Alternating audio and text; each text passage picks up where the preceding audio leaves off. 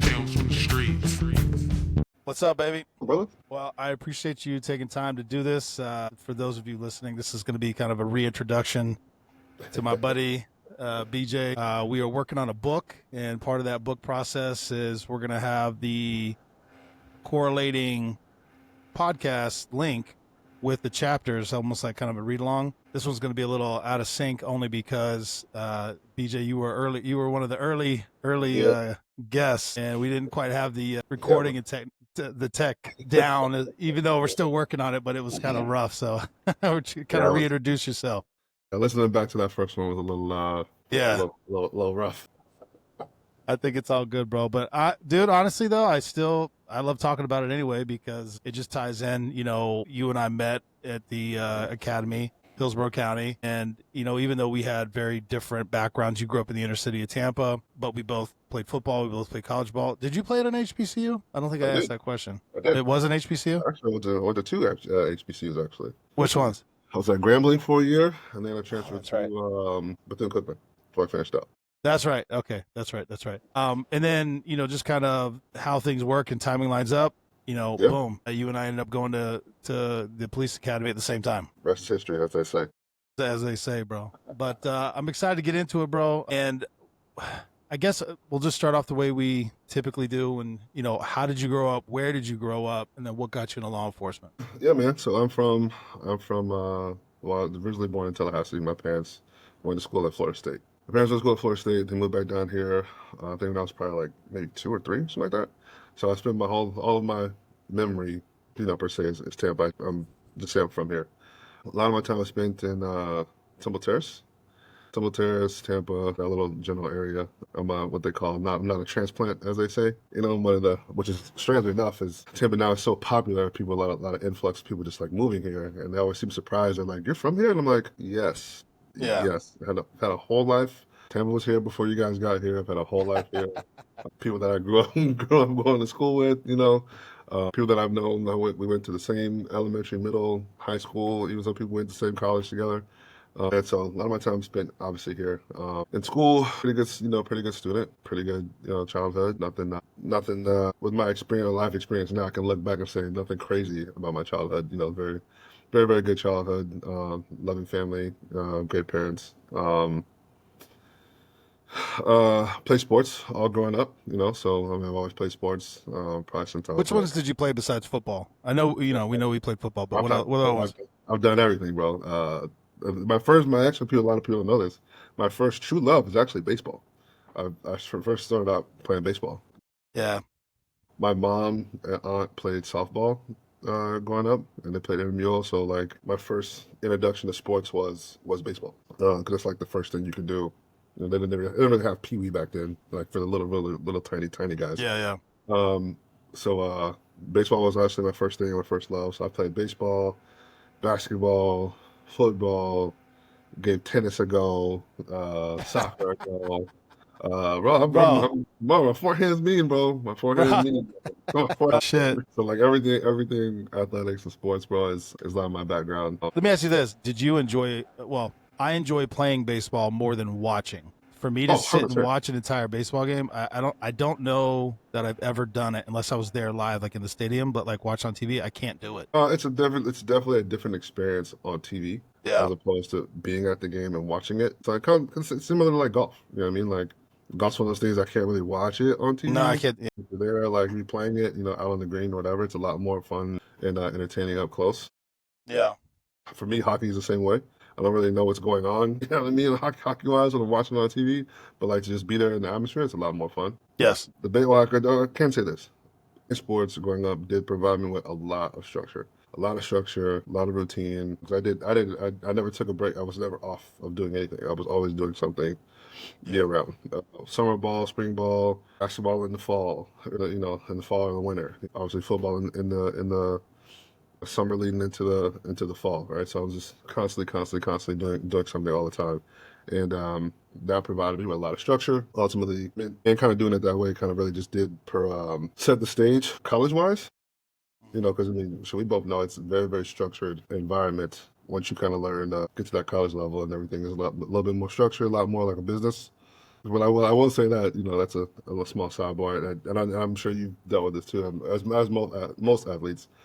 I will say college did kind of zap some of the fun of playing a little bit because it was so business like, So it did take a while for me to kind of to get over that. That Well, was and also you're not hot shit anymore. It's like, yo, I was the starter, All American. Everyone on the team's like, yeah, me too, me too. bitch. I was like, oh, Yeah, so was I. my man pride. Oh, my pride. Oh, my feelings. Oh.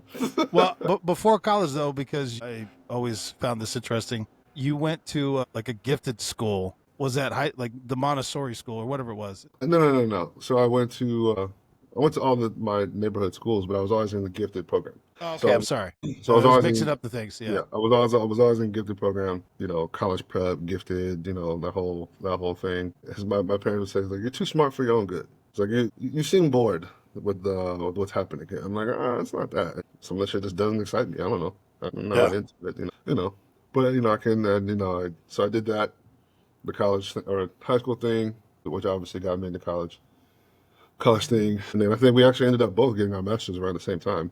Yeah, After you and I did. Yeah. at the same time. Looking back on that now, knowing what I know now, I didn't need it, but What was your undergrad in? undergrad was criminal justice. See, so that's the difference between you and I. Well, let me back up a second.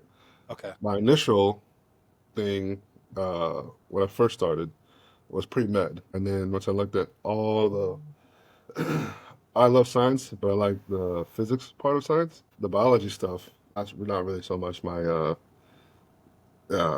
forte. I was like, yeah, I don't really know if I'm gonna like this for the long haul, so I ended up switching. So why you were looking at pre-med, but you Yeah, started I just, looking I think the across. pre-med thing wasn't really gonna be probably my passion for the long run. It told me, hey, you're smart enough to, take this route. And I was like, yeah, I don't really want to do that though. I ended up changing that to something that and I can't even say I 100% had interest in doing it, the criminal justice thing, but it was like, okay, if I want to do maybe like be a lawyer or something like that, this is the path you're gonna have to go down, and I'd much rather go down this path. That seems a little bit more practical for me and my interests as opposed to like the medical side. Yeah. So it's funny. I have a a Mhm. baseball card from when you're elementary school or whatever. Well, I think it was. Well, I was playing football, but anyway, on the back it said, I want to be a doctor when I grow up. And I wrote a bunch of things like elementary, middle school, stuff like that. And then when I became an adult, I was like, man, fuck that shit. Because Mhm. you look at the amount of school, the amount of debt, if you got to, pay for it, which I would have. And then, funny enough, once I became a cop and I started working in the hospitals, I was like, there ain't Ain't no no way. fucking way. Because I think of doctor as like, when you're a Yeah. kid, you got to go get your shots and, whatever, just that kind of like Hmm. calm environment. But then you go like you realize that one, there's a Yeah. lot of different specialties and all this other Yeah. shit, and you go to a fucking hospital. And I'm like, these are some of the Yeah. Yes. one, people are gross, number one. Oh yeah. Two, people are dumb. And three, you'll have a guy walk in, collapse on the ground, start rolling around like he's in the worst pain of his life, and he's got like a toothache. Or then you'll flip side, you'll have a guy walk in holding his hand. He just cut his fucking finger off. He's like, yeah, I just cut my finger off. You're My wife's got it in the Ziploc bag. Like very calm. And I'm like, so you just, the way, yeah, yeah. Look, I'm like, no, I can't do it, bro. And they talk, and people I'm talk to like, doctors crazy, bro. I'm you like, you know this dude's supposed to save your life, wild, right? dude. All right. This dude could either make this go really easy for you, like give you the good stuff, or yeah, you got Exactly, to get a bro. fucking IV to the And neck, now that bro. we, like you said, doing the job for a while, and then you get to see like some of the like the EMTs and like the on scene like shit, whatever. And I'm like, bro, Uh, absolutely not, hey, fucking absolutely not. I was hell like, no, one, I don't like needles. I no, don't like. I mean, I nope. can I can handle it, but I'm like, I would prefer not to be dealing with blood and cuts and all that kind of shit. I was like, no, broken bones, stick it, no, no, I'm good. Oh, Bro, or the pus and what, the bro? bleed. To me, everything's a medical call. Well, I told you one veteran deputy move, bro. You show up to a call and Yeah, somebody shit themselves or and puked EMS. all themselves. Nah, he needs Yeah, EMS, he's bro. clearly having some You're not sort of getting in my car with medical, that. clearly some sort of medical thing going on. I can't deal with Clearly that, something bro. wrong. Absolutely not. No, no, no. Yeah, no. That's probably one You of the might be one of the better dehydrated. moves I've made in my life is transitioning away from that. No, I'm good. Hell no. You know what? So you said lawyer. Have Um, you ever thought about being a it lawyer? has always kept a bit of interest in Yeah, still. But Still like you right said, now, like once you today. start to kind of like you see some like the other side of the legal process and how it actually really goes.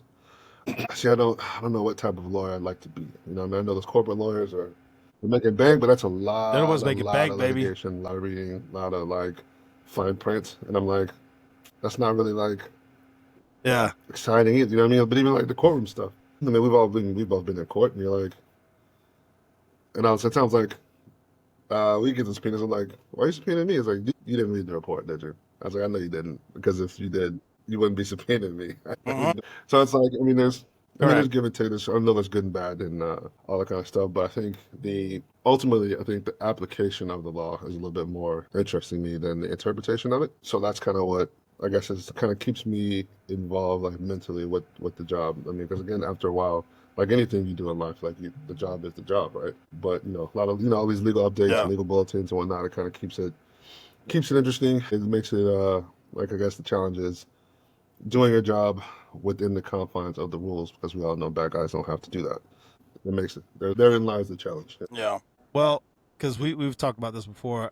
The only type of law that I like is the trial lawyer when they go into trial. But again, I only like it's almost Yeah, like I exactly. like the game time. I don't like the practice because that's months and months of prep and planning and all this other shit. And you got teams of people and all this other shit, and I hate it. And then I still struggle with defense attorney stuff because I'm like, bro, you're defending the bad guy. But I remember the one lawyer that we had talked to us when we were in the academy, and he was like, yeah, I used to be a defense attorney. Now I work Mark for Michael.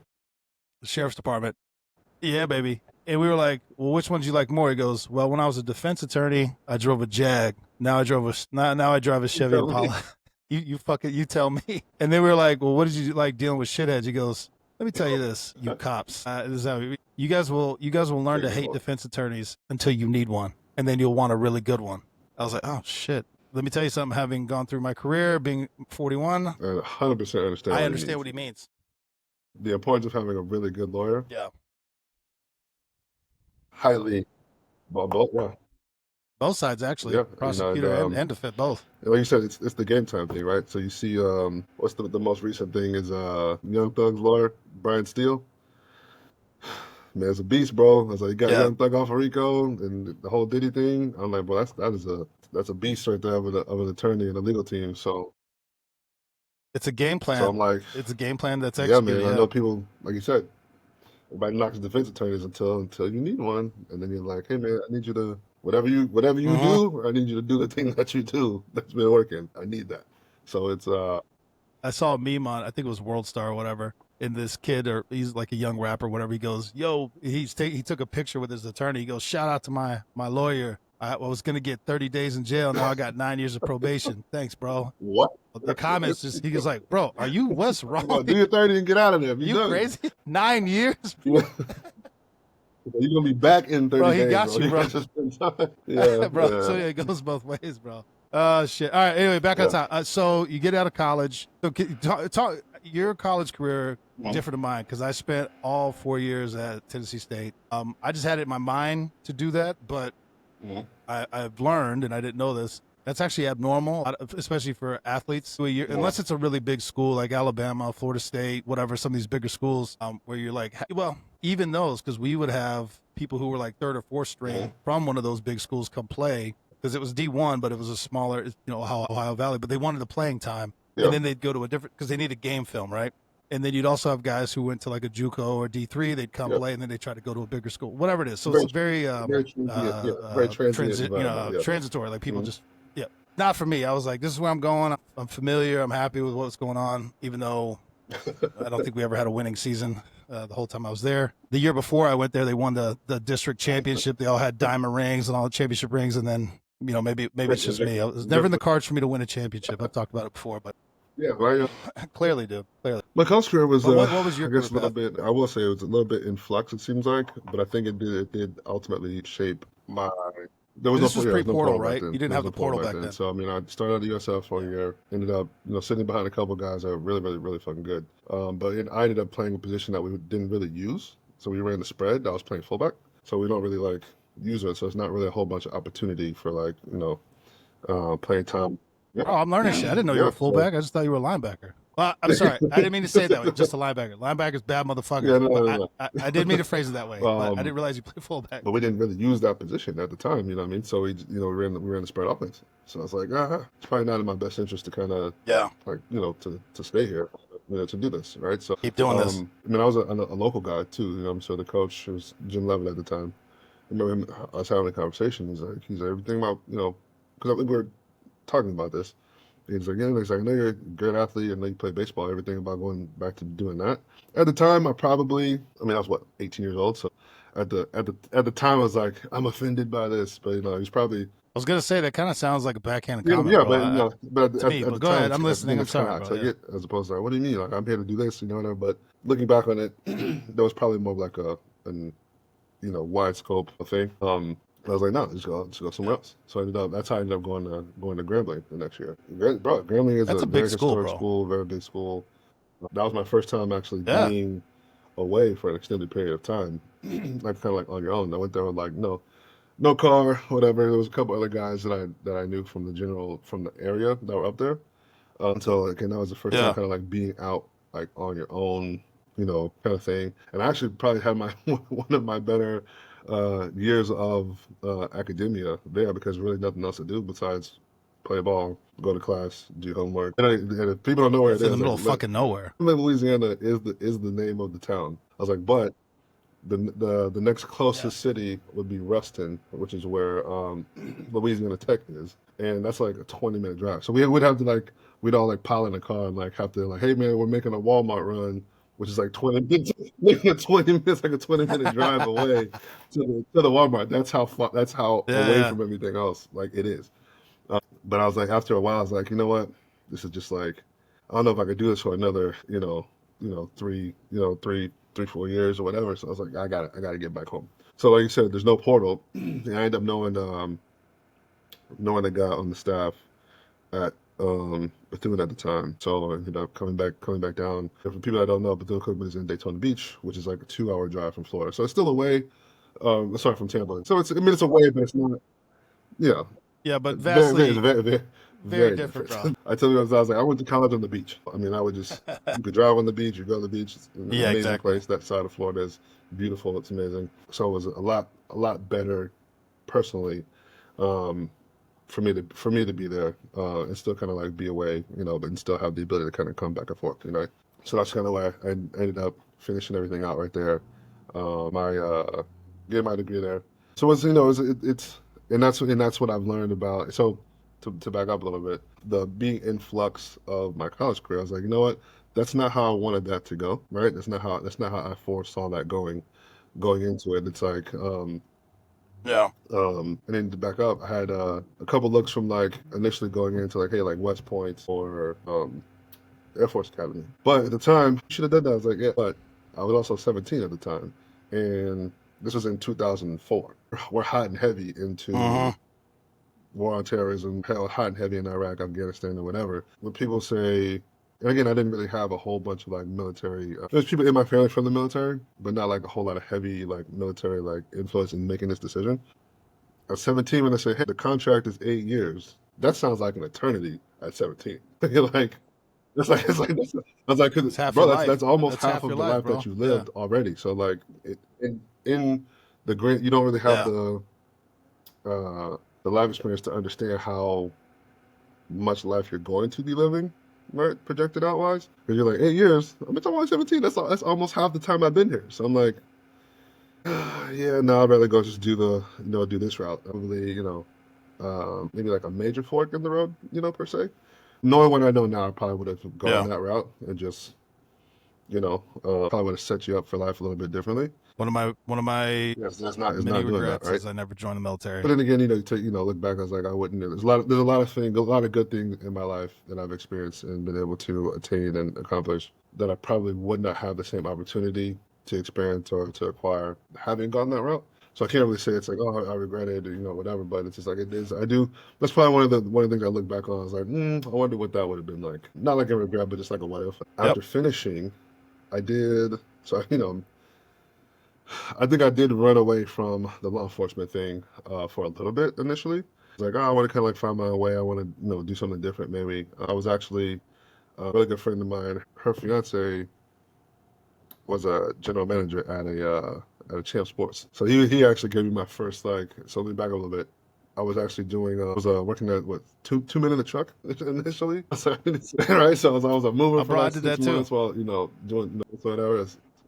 It is a grind, Oh, bro. It's a it's a grind. It's a grind, bro. grind, and It's a it's grind. So I respect it, but it was it kind of it did help me later on in life, moving shit around and like leverage, learning about leverage, right? Yeah. So my first Yeah, real save full that time back. job was like was the stock boy at Champ Sports. So that was my first like 9 to 5. Now, were you a sneakerhead before Oh that, no, no, or I is was that what sneakerhead. got you I was a into sneaker. I've being always loved sneakers. Sneakerhead before that, right? Yeah, but you can't. I mean, really? yeah, Okay. especially so a lot of my collection of shoes No. that I amassed over time. People were like, you spend 90 minutes sales. Like, first of all, it's a 30% discount. And every once in a while, I'll be like half off. So I was like, I know what you paid for those. I know what I paid for those. It's not the same thing. Right? Yeah. But that is how I kind of like was able to kind of get a lot of the stuff that I had acquired over time was working there. But I mean, it was also a good experience, learning the 9 to 5 thing and also realizing like I don't want to do a 9 to 5 forever. I was like one in retail, two just I'm like I can't do this shit the same thing every day all the time, whatever. So those probably first year or so out of school and kind of getting your foot into the real world some kind of realizing and Yeah. having some experiences like I don't really know if I want to do this.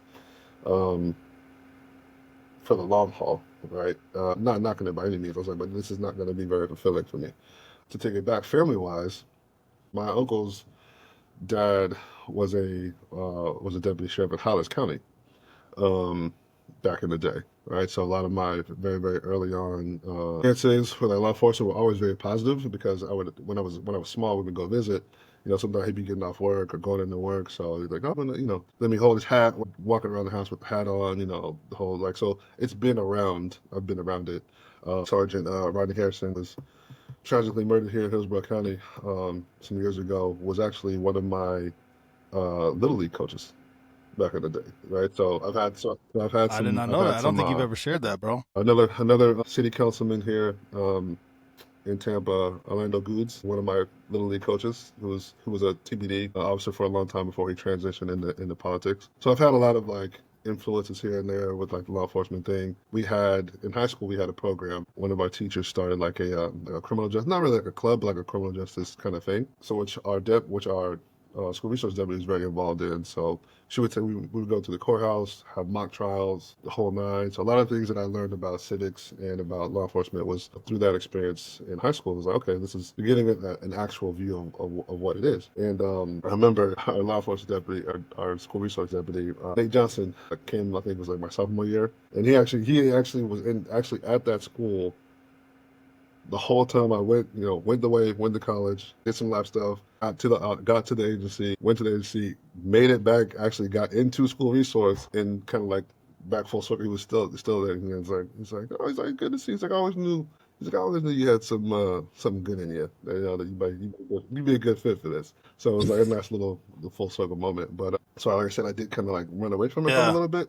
But then once I kind of like sat down and thought about it over the long haul, it was okay. And then remember my background investigator, kind of like she didn't sugarcoat anything. She's like, hey, this is the process, this is the job, this is like the ins and outs of it. As much as you can explain it to somebody who hasn't gone through it, right? And put it in a way Yeah. where it's still appealing to you. She's like, listen, she's like, look, you may not ever be rich doing this job, but you'll never be broke either. Yeah. Pay your You know, bills.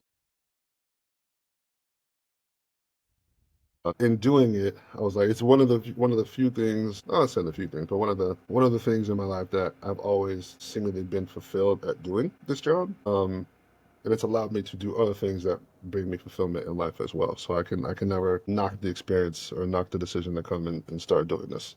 Well, also, just because I know you, Yes. you're a Well, huge yeah, there's that comic book part. nerd, which, yeah, and this is Yeah. something you told me, but we could talk about it. But you always like Yeah. So Batman. Well, there's you talk about it, but an an additional additional experience. inspiration, which I still find, again, when I meet Yeah. people meet you, they don't know you. They just see BJ, big motherfucker, strong as shit, and then you're like, can wax poetically about Marvel, DC. I'm like, what, bro? What the fuck? Like, I mean, I read, but I don't know as much Yeah. as you So do, and I I grew up did with it. Yeah, I did Go read a ahead. lot of It comics was growing also an up, right? inspiration, though. And Spider-Man was one of my favorite ones. Batman was, I was definitely one of my favorite ones.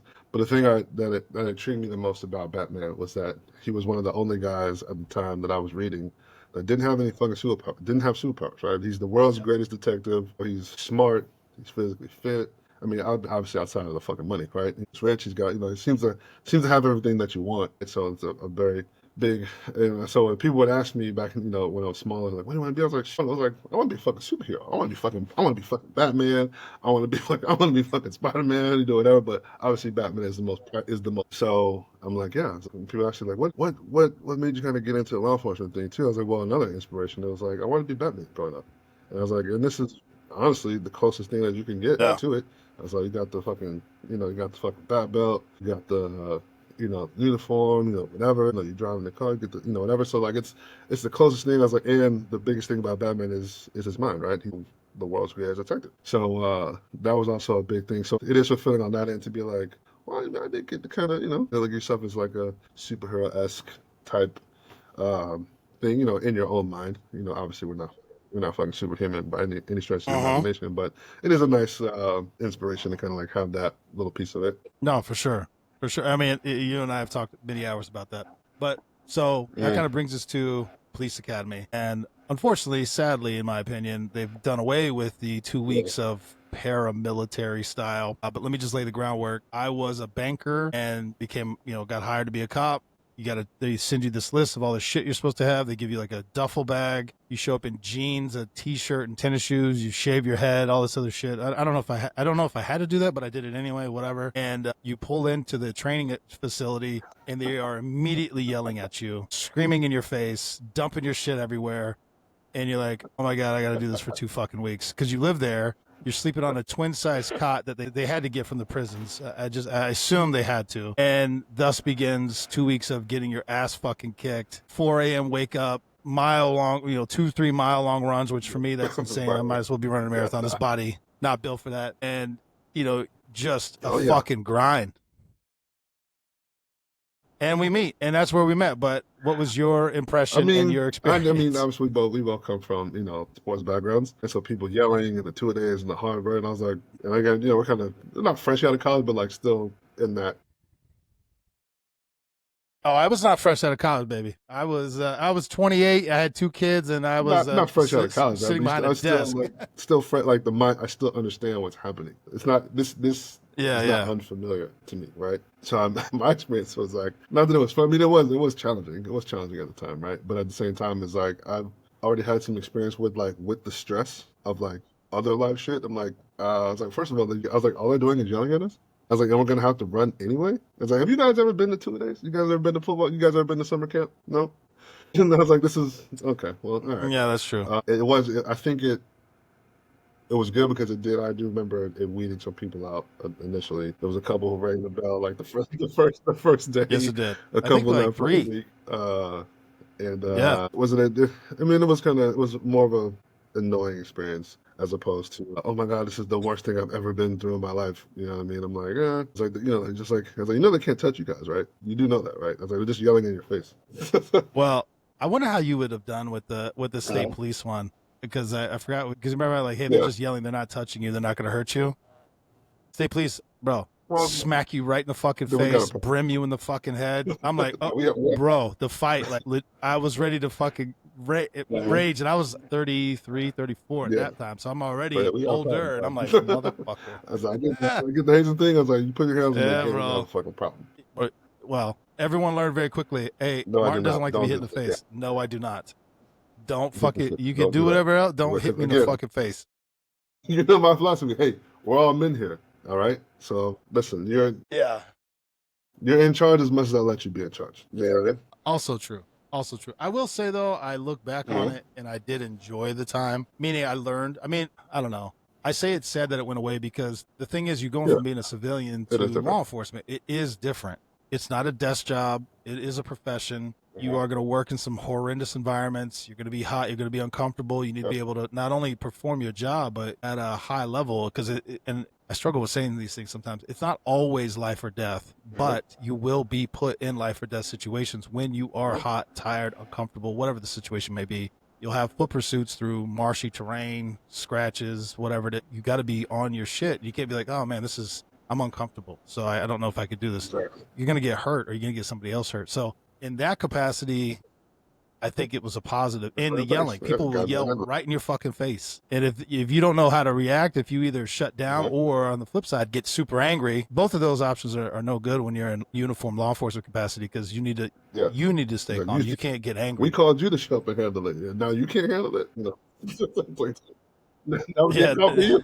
Now we're getting calls about you. There's a deputy losing his mind. So to be able to handle the stress, and I think that's why I do agree it was good because it put you under some sort of stress, right? Some sort of stress to see who can handle it. Yeah. And I say that now when people they say that shit about me now, I'm like, bro, you never seem to get like upset or like angry or too amped up or whatever. I'm like, what am I amped up for? There's nothing to be amped up about. Yeah. First of all, it's not happening to me. Second of all, I was like, they called us to come handle it. I was like, so you have to essentially remain calm. Now, I was like, somebody. Yeah, and you're usually dealing with people at their worst. Meaning either this is the worst thing that's ever happened to them or something's going on and they've lost control of themselves, whatever it is. You can't feed into that. It is It is. Well, it's simulated, but it is as much as you can get at the moment. So I mean, I do understand. I do get it. I think it is. I would like to, I guess, see it come back a little bit in that manner, especially somebody who's done the recruiting thing for a little while. Again, this is my own personal opinion. I think there are a lot of cops who are maybe soft, right? Soft, I think is very dangerous. Which is dangerous. And soft mentally, maybe soft like emotionally, don't know how to deal with stress, don't know how to deal with things, and kind of separate stuff that needs to be separated. It's like, we can, things can be difficult and challenging as well, but we need to deal with this after the fact, not in the moment. Like I said, I think it's a lot of people who are not used to being uncomfortable, have never dealt with uncomfortable things, emotionally, mentally, physically, so they just don't know how to handle it. And I'm like, like you said, I think that's dangerous. I think that's maybe we're not doing our just due by not feeding that into our hiring process for sure. Yeah, they're kind of and again, we talked about it before, but we'll talk about it again. The physical fitness, mental fitness, or I'll call it mental fitness. That's fine. That's something you can be taught that, I guess, or exposed to it, I guess. I'm not sure, but physical fitness, the only way to be physically fit is to do the work. And when you talk about being soft and scared and stuff like that, if you are physically fit, which I think also ties into self-defense or some type of fighting style, martial arts, whatever it is, you have that confidence that you can handle yourself, will solve a lot of problems that you've seen on the news where people are so quick to go to a weapon or whatever because they're scared. I would agree, and I've always said this. I was like, there's nothing more dangerous than a scared person with a gun. Yeah, no, for sure. Well, it's scary even if they're your partner. I don't want to be around. I don't want to be around it. I don't want to be around it. The guy can't be trusted. I don't trust him to be a pillar of fucking understanding in a rock. Yeah, no, yeah. I don't know much more to add on that because again, we're talking about specifically for the profession, the law enforcement profession. There's just so much that gets thrown at you. It's a lot of work. You know what I mean? It's a lot of work on your body, and it takes a certain level of discipline. I'm speaking from someone who has fluctuated on all scales. Where I started off, I wasn't responding well to what I was seeing, what I was dealing with. I didn't deal with it well. Got help, meaning I talked about it, worked through my issues, realized what they were. Physically, I think I gained. I don't know. I was fat as fuck. My uniform was like. My buttons were in 24 status. They were like stretched all the fucking to the max. And you're working 12, sometimes 17 hours a day, depending on what you got. And you still have to have the discipline and the drive to say, I need to get up, go for a run, go work out, whatever it is. And not eat your feelings or not stop at the Taco Bell or whatever fast food. You know what I mean? Like it takes a lot of fucking drive to do that and do it consistently every fucking day. It will, and it has. Present experience taking a toll. It will take a toll on your body. It has taken a toll on my body over the years. Like whether you're working nights is a whole other beast. Working days is a beast. You try to add family stuff in there and try to add in, like you said, I gotta be physically fit. I think it's one you have a responsibility to yourself, responsibility to your family, but also a responsibility to citizens to be able to, and I do take this shit seriously. It's you have a responsibility to the citizens that you work for, or that you or hell is like they're calling you to come handle things that they cannot handle. I was like, so if you show up and you're not able to help them or handle them Yes. in some sort of way, I think you are doing a disservice to the profession by not being able to do that. Not to say that, that's just my personal thought. That's a very generalized statement, right? I know it can be taken out of context. It can Yeah. be skewed any kind of way somebody wants to skew that. But I do think at a very base level, you need to be able to show up with something in some form of way to assist people. So you feel differently than the fire chief out in L.A. who, when somebody said, "How are you gonna get my dad from the third floor in a fire when you can't pass a PT test?" and she said that he got himself there, he can get himself out. I disagree with that. It is. That's a wild statement, bro. That's a I wild disagree with statement. that. You're getting paid with taxpayer dollars to go deal with situations. You're like, well, he got him in that. He got himself in that situation. Yeah, I was like, yeah. Bro, imagine if you said that as a cop. Well, it's like, yeah, that's you got true, yourself in but this that's situation. also why I'm calling you to come help. So I do think that's wild. That plays a big part on it. Like I said, I know we were talking about Song 56 on a different episode about just like, taking care of your body over the years. And I was talking about it. I was like, man, first of all, I've been playing sports since I was like 5 years old. Sports, a lot of combat shit, whatever. I was like, what annoys me is like these people who pick up fitness and like weightlifting and all this kind of shit like later on in life who've never done anything earlier in their life. And they're like, it got to be this. So I was like, first of all, how many bones have you ever broken? Has you ever been hit before? Have you ever been in a fight before? Has someone ever been actively trying to kill you? I mean, like, yeah. There's a lot of other things, and I should have to say this. I was like, you know what? This body feels like a if you take a Ford Crown Vic that's been it's been a police car. It's got fucking 300,000 miles on it. It's a 96, 300,000 miles on it. Versus the one that's been in your grandma's driveway that's also 96 but has 80,000 miles on it. I was like, yeah, I'm more of a lie to this one. It's like it's a lot more. It's a nice. Yeah, I got miles on this body though. I got miles and miles on this body.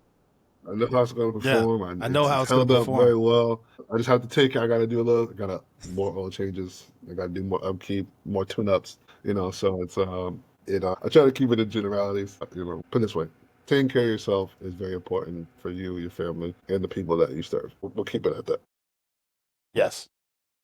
Well said, sir. I do want to transition to one thing because this is something I learned with you on the road. And it's something we talked about originally. Because we were talking about laws being racist. And my point was, no, they're just laws. And that sprung the conversation of how are laws enforced can be viewed as racist. And the example I'm going to give, we worked in a high crime area, low income area, and we would do traffic stops on a lot of people with bicycles because they have to adhere to the rules of the road even if you're on a bike. So you don't have lights or whatever, you run a stop sign or whatever it is, you could pull them over.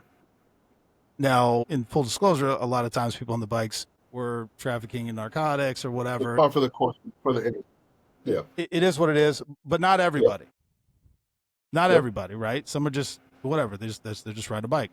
All true. All these things are true at once. And you were like, try to go pull bikes over in the nicer area, which I think was Avila or something like that. It's one of the nicer areas in Tampa, and use the exact same statutes you're using now. Because also the thing is, when you pull somebody over on a bike, do they have their license on them? All these things, right? Do they have their license? Do they have their wallet?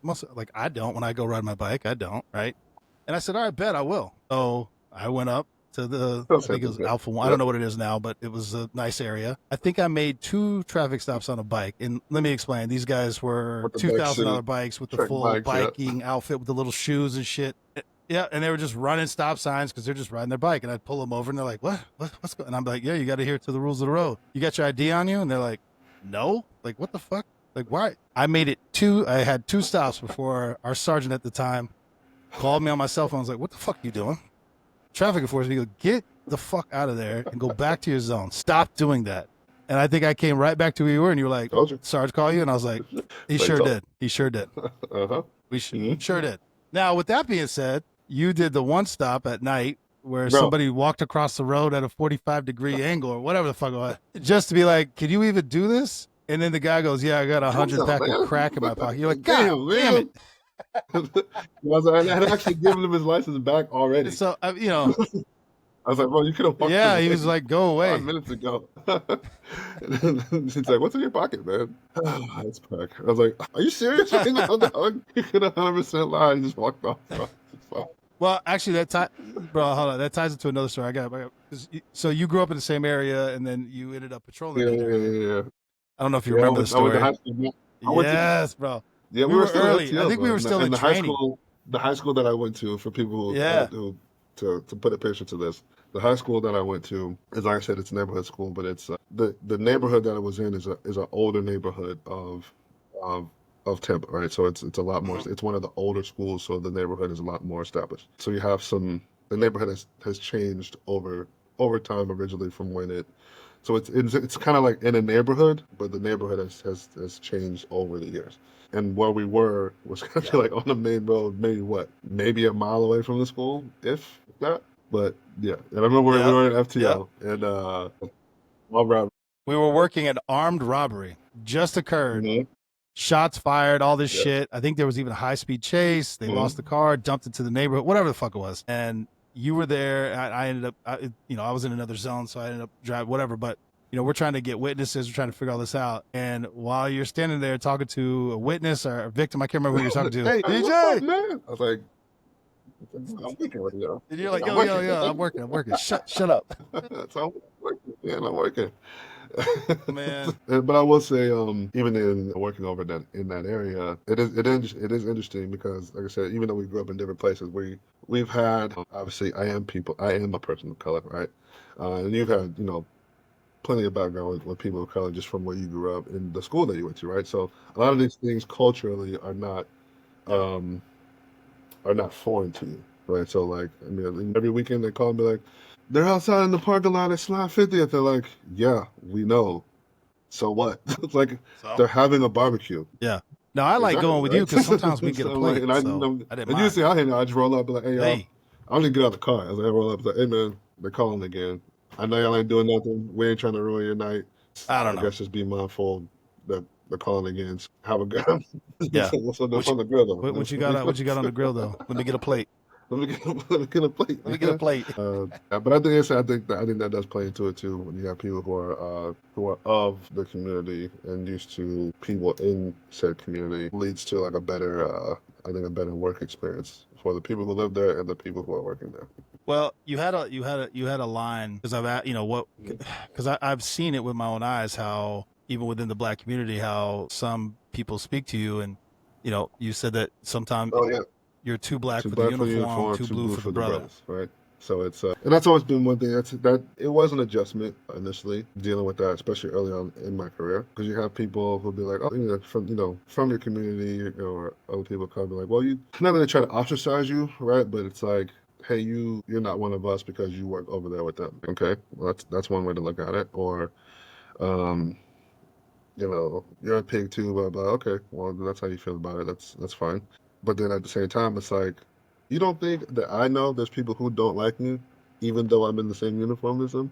I was like, I know that, I'm aware, Yeah. I'm aware. And they're like, how do you, how do Yeah. you, you got to be one of the good ones and like weed them out. And I'm like, let me explain. I understand what you're saying. I was like, but let me explain to you what you're asking me to do. You're asking me to weed something out that you don't know exists until it comes up.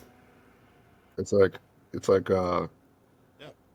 it's like, for example, it'd be like, hey, have you ever had, think of a food that you've never had before, right? Be like, for instance, like, have you ever had fucking, I don't know, escargot? Like, I never had it before. Do you know if you like it or not? Well, no, I've never had it. Exactly. I was like, it hasn't come up yet. I was like, so until that thing comes up, until you've had the opportunity to say yeah or nay, you don't know. So I'm like, a lot of it is, Yeah. I said, racism is one of those funny things. Not that racism is funny, but it's one of those things that you're not going to know until something happens. And then you're like, wait a minute, that, that's what you that's what you think? Because again, there's a lot of people, and I've had this experience Yeah. where it's like something will come up that'll kind of make me look at them sideways, and then I just let them kind of like talk and kind of just like listen to them. I'm like, oh, okay, you don't actually you don't you didn't realize that I was black. You just realized that we're doing the same job. So what you think we're alike because we're doing the same thing, and that I have the same thoughts and feelings, mindset as you because we're doing the same Mindset. job. Yeah. No, bro. So I'm just like, okay, mental note. Well, tying into that, hmm 2014, and that's hmm relevant because it's 2014, and you and I went to a call in the middle of Tampa, Yeah. and it was like a fight or some Mhm. bullshit. I don't remember, but it was your call, but I was there to back you up. And this kid comes out, I don't know, like 9, 10, I don't know how old the fucking kid was, and he goes, and you're like, hey, I need to talk to your dad, and he looks up, he yells up to it, hey, Paul, I this remember that colored now. deputy's looking for you. Is looking for you, bro. We both looked I at each was other. I like, was like, I remember "What 2008. I the was like, fuck?" bro, you gotta handle this. Colored deputy. Yeah, I think I stepped up. I was like, "Yo, what in the fuck, I bro?" was It's like, what the fuck? 2014, and they still talking like that. Like the kid was Yeah, I just don't like think you're it trying to be. wasn't. I Yeah, I don't. don't think you're trying to be. To your Yeah, point, I I don't don't. think he was trying to be nasty or Yeah, and I was like, derogatory what the to you. This is fuck? just how I this was kid like, talk. it's like, do you know where you are right now? I was Oh, like, that's crazy as fuck. Yeah, oh man. man. But I would say just overall, very blessed, very lucky, very fulfilled in doing this job. 14 years now? Yeah, hit 14 years. Yeah, 14 years now. It's gone. Seen some things in, in my career that some things that I think are unique to this job. Some things that I think are not unique to this place. That are things that can happen anywhere in any profession, right? So you learn the professional side of jobs and how people do, and the pitfalls of corporate life. Right? This is still a corporation. It's still a business. So it is Yeah. definitely a learning process for sure. I can say I do remember this about our academy time, is that you and I were obviously probably some of the bigger guys there, and I'll never forget this shit. Yeah. Well, the Yeah, other and big I'll guy never fell forget this out. He shit. broke his ankle or It's something. because in the academy it was just a lot of fucking running, bro. All I want to do is fucking run all day, every day, and I'm just like, I think it was like you actually care what thing. I was like, yeah, but who's gonna put the handcuffs on when it's time? I was like, it's all fun and games until somebody needs somebody to put the handcuffs on. And now you want me around? Now you want my help? Now you're not talking that shit again? Exactly. For sure. Yeah. Well, back to fitness. Who's gonna put the handcuffs on? Who's gonna put the handcuffs on? You can run a 6 minute mile, all that. You know, Right? 5'6", 115 pounds. That's great. What are you gonna do when you got 6'8", Yeah. four He's hundred not. He's pound not dude running that from you. who's He's gonna put the actually turning to handcuffs on? face you. Now what? Now what? Yeah, and he's not armed. Now what? Now what are you gonna do? Same. I want to touch on it, and this is how Yeah. we kind of wrapped it up. But if you're still willing, talk about hmm Abby, because that was something that you experienced hmm that I have not. I've been in agencies where we lost coworkers, but this one was a little different Yeah, for man. you. Yeah. So Touch on that. obviously, we're best friends, and I like to say you left me at the office to go pursue things, to go pursue bigger and better things, which is great. But after that, and after just seeing some things happen at the office, that I guess how people kind of like made the exits and stuff like that, kind of left me feeling like, I guess a little bit isolated, in the sense of like having somebody like kind of like talk to while you're there at work. For people who don't understand, it's like you spend a lot of time in a car by yourself. So you spend a lot of time by yourself in this profession, especially at this agency, because we work alone. So when you finally have someone that you can talk to during the course of a shift or like a night or whatever, kind of confide in uh, and do that, it is a great help. It makes the camaraderie go up. It does make the job a little bit easier on a day-to-day basis for doing that. And like I said, once you were gone and off doing your thing, I didn't really have that per se. So when I actually did transition back out onto the road, I did meet Abby, and we kind of like hit it off. She kind of, not that anybody would take your place, but she kind of filled that void of kind of having somebody to confide in and talk to. We ended up, becoming pretty close, and not just talking about work stuff, but like personal stuff, ironically enough, relationship things. I think the girl that I actually ended up uh, dating at the time was because Abby was the one advocating for her and pushing it, because I was originally being like, nah, I don't. And so like we had that type of like relationship where it's like we're talking about those kinds of things, like whatever. So when she Yeah. ended up getting, people don't know the story, she was murdered by her boyfriend at the time, who was also a deputy at the office. So that was difficult all in all, because nobody could see it coming. I don't think anybody saw it coming. I mean, her and I used to talk about that situation. Nothing that she ever said to me really alluded to anything getting outside of maybe they just have like a disappearance, which normal people have, right? Nothing that she ever said would allude to like this being a concern. So it's definitely caught everybody off guard. Very, very, very devastating. So it's almost kind of like it's not just losing a coworker, it's losing a friend.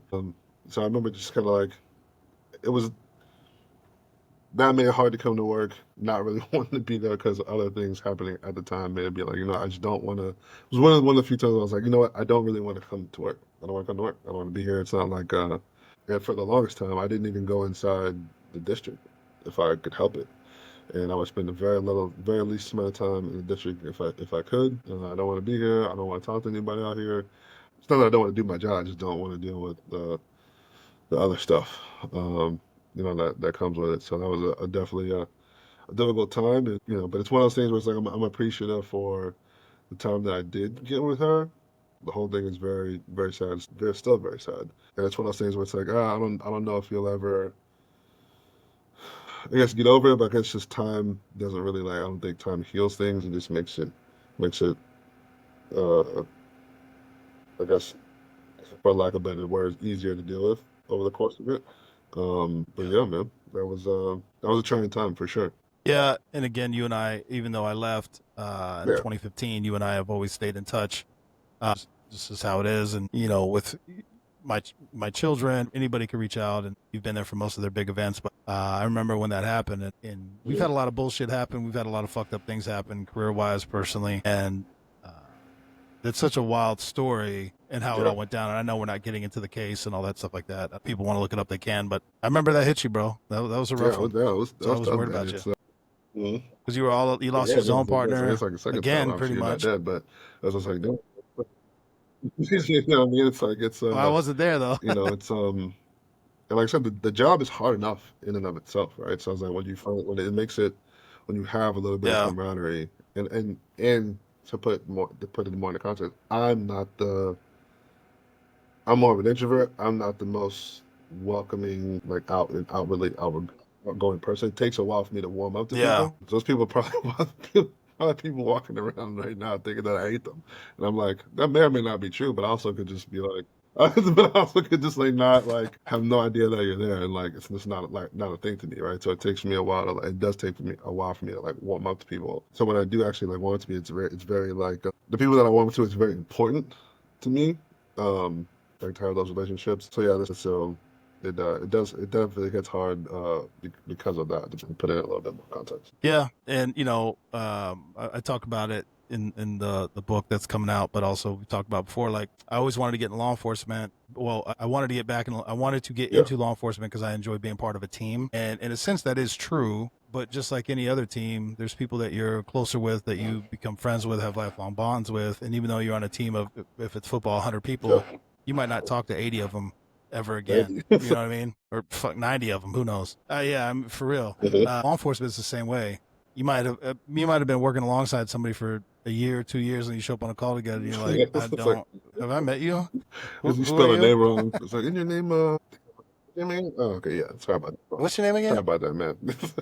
Yeah, so it does. Yeah, Yeah, yeah, there are dynamics. Like I said, it's a job with like any other corporation, any other kind of business or whatever, right? There's been dynamics that that come with it, right? So people gravitate to other people. They have your corporate structures and things like that. So it's as much as it's different, it is similar to any other job in that sense. yeah.